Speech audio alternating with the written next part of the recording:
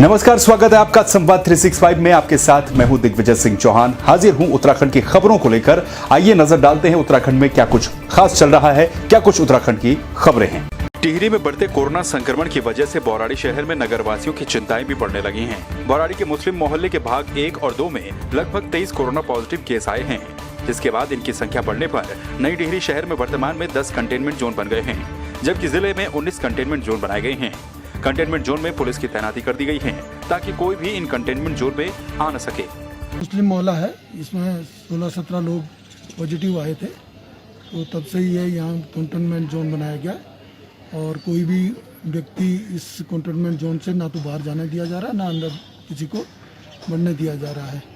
और सभी गेटों पे पुलिस फोर्स लगी हुई है और पूरा इसका पालन कराया जाए। उसमें जो है पूरे शहर को हमारे द्वारा जो है सोडियम हाइपोक्लोराइड से छिड़काव किया गया है। इसमें हमारे 2 वाहन हमारे थे नगर पालिका के और फायर ब्रिगेड के जवानों के द्वारा भी सोडियम हाइपोक्लोराइड का छिड़काव किया गया है। टिहरी के प्रतापनगर ब्लॉक की रौनक डंबोली पट्टी के कोर्दी गांव में भालू ने 2 लोगों पर हमला कर दिया। हमले में मां बेटे बुरी तरह से जख्मी हो गए, जिन्हें 108 की सहायता से जिला अस्पताल भेजा गया।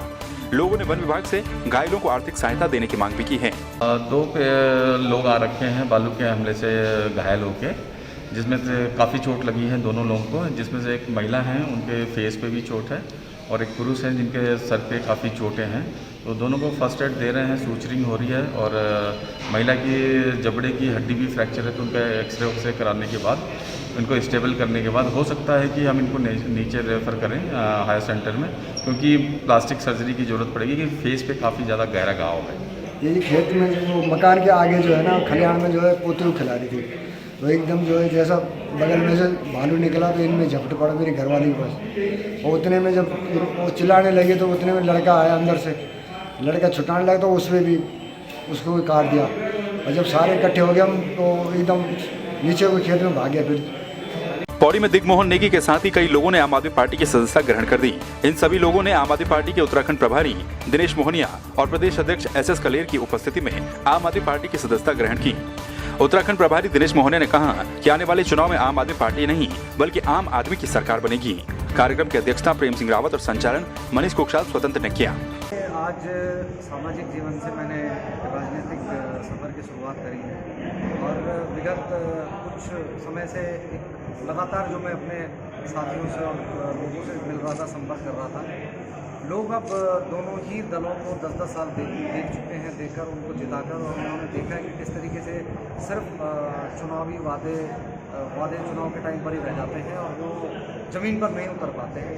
उसकी स्थिति यही है कि आज इन 9 पहाड़ी जिलों में जिस तरीके से शिक्षा और स्वास्थ्य की लचर व्यवस्था है, रोजगार के लिए युवाओं को बाहर भागना पड़ रहा है, तो मुझे लगता है कि आज एक तीसरे विकल्प की तरफ यहाँ का युवा, यहाँ की महिलाएं और यहाँ की जनता देख रही है। उसी तीसरे विकल्प में सबसे मजबूत के साथ आम आदमी पार्टी ने उत्तराखंड में अपनी एंट्री करी और मुझे ये सौभाग्य प्राप्त हुआ कि आज मैंने आम आदमी पार्टी की सदस्यता ग्रहण की। देखते हैं आगे इस पर जनता का अच्छा रुख है, अच्छा समर्थन मिलता है।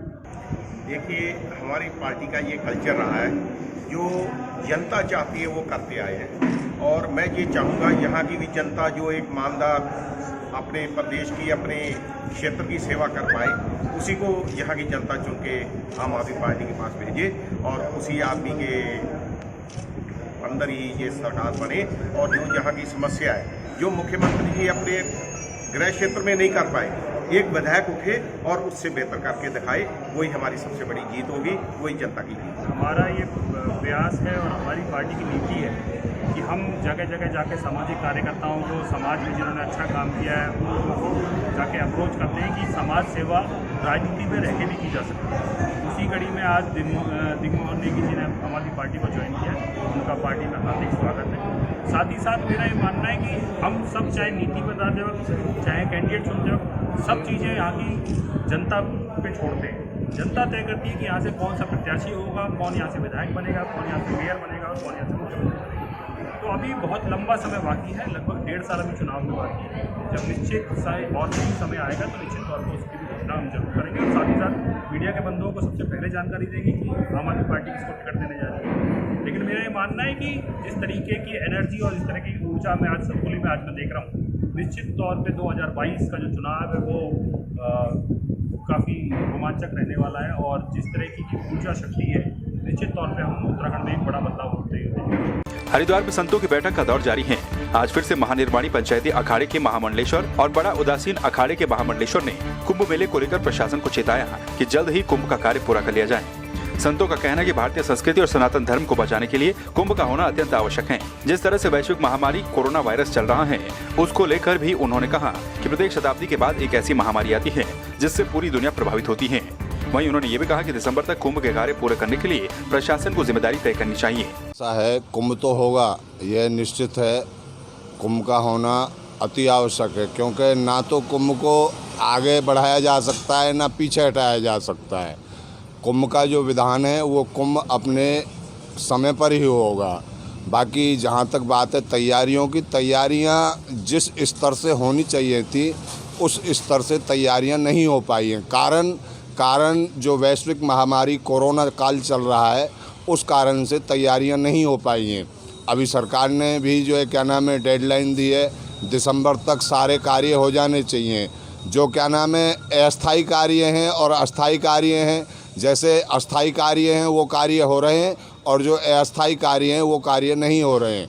तो हम प्रशासन से ये मांग करेंगे कि जल्दी से जल्दी जो हरिद्वार की जो दुर्दशा हो रखी है उसको सुधारा जाए। संतों का ऐसा है, धार्मिक संस्कृति की रक्षा के लिए, जन जीवन के आरोग्य के लिए और ये सांस्कृतिक आध्यात्मिक संतों का भजन साधना आराधना उपासना से अनेक प्रकार की बीमारियों का शमन होगा, जिससे हमारे देश में ये कोरोना का जो प्रकोप चल रहा है और हो सकता है वो कुंभ के बाद में इतने संत भजन साधना तपस्या करेंगे तो देश से ये कोरोना अपने आप ही भाग जाएगा। धर्मनगरी हरिद्वार में कांग्रेस सेवा दल के कार्यकर्ताओं ने केंद्र सरकार की नई शिक्षा नीति का जमकर विरोध किया।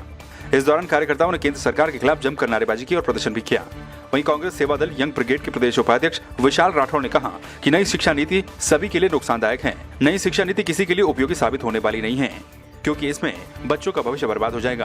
4 वर्ष डिप्लोमा रखा है, दूसरे वर्ष में आगे कंटिन्यू करेगा, तीसरे वर्ष में ग्रेजुएशन रखी है और चौथे वर्ष में इन्होंने उसको रिसर्च रखा है। और पहले पोस्ट ग्रेजुएट की पढ़ाई 2 वर्ष की होती थी, अब इन्होंने 1 वर्ष की कर दी है।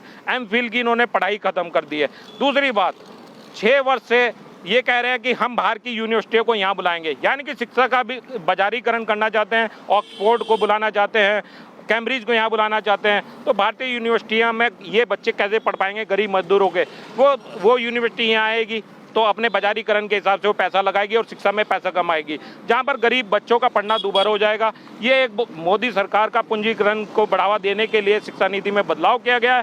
पहले 6 वर्ष से 14 वर्ष के बच्चों को शिक्षा फ्री मिलती थी और नई शिक्षा नीति से बाजारीकरण से गरीब का बच्चा गरीब ही रह जाएगा, उसको शिक्षा का अधिकार नहीं मिलेगा। कांग्रेस सेवा दल का मैं प्रदेश उपाध्यक्ष यंग ब्रिगेड होने के नाते मेरे वरिष्ठ साथी सत्यनारायण शर्मा जी सेवा दल, स्वाति शर्मा जी और हम संपूर्ण सेवा दल के साथी, हमारे माननीय अध्यक्ष राजेश रस्तोगी जी, हमारे राज्य प्रभारी डॉक्टर अमरजीत सिंह जी और जितने भी सेवा दल के साथी है, इस शिक्षा नीति का विरोध करते हैं और खंडन करते हैं। इस शिक्षा नीति का हम सेवा दल पूर्ण रूप से आज पूरे प्रदेश में कार्यक्रम किए जा रहे हैं। हमारे शिक्षा नीति का सेवा दल पूर्ण रूप से विरोध करता है। जय हिंद। बेरीनाग में स्थित हिंदुस्तान पेट्रोल पंप एक बार फिर से मिलावट के कारण सुर्खियों में आ गया है। स्थानीय टैक्सी चालकों का कहना है कि पंप से तेल भरवाने पर गाड़ियां जगह जगह पर बंद होने लगी हैं, साथ ही माइलेज भी नहीं आ पा रहा है। एक टैक्सी चालक ने डीजल भरवाया, जिसके कुछ ही देर के बाद टैक्सी बंद हो गई। टैक्सी की जांच करने के बाद तेल में मिलावट की बात सामने आई है। टैक्सी चालकों ने इसकी जानकारी एसडीएम को दी। एसडीएम ने पंप पर पहुंचकर निरीक्षण कर खाद्य आपूर्ति निरीक्षक से सैंपल लेने के लिए जांच के आदेश दिए। बेरीनाग टैक्सी यूनियन अध्यक्ष सुखपंत, यहाँ पे पेट्रोल पंप पे बहुत शिकायतें आ रही हैं। माना कि कल हमारी एक गाड़ी पिथौरागढ़ यहाँ से 3 तारीख को शाम को पंप भर के गई हुई थी पेट्रोल। उसमें पानी की शिकायत मिली, रास्ते में ख़राब हो गई। इसलिए मैं कहना चाहता हूँ कि यहाँ पे प्रशासन के द्वारा कुछ किया जाए, जिससे हमारी गाड़ियाँ काफ़ी ख़राब हो रही हैं और इसमें कुछ किया जाए। तो तो आपने देखा उत्तराखंड में क्या कुछ खास चल रहा है, क्या कुछ उत्तराखंड की खबरें रही। एक बार फिर से आपके सामने हाजिर होंगे उत्तराखंड की कुछ और खबरों के साथ। तब तक के लिए आप बने रहिए संवाद 365 के साथ। नमस्कार।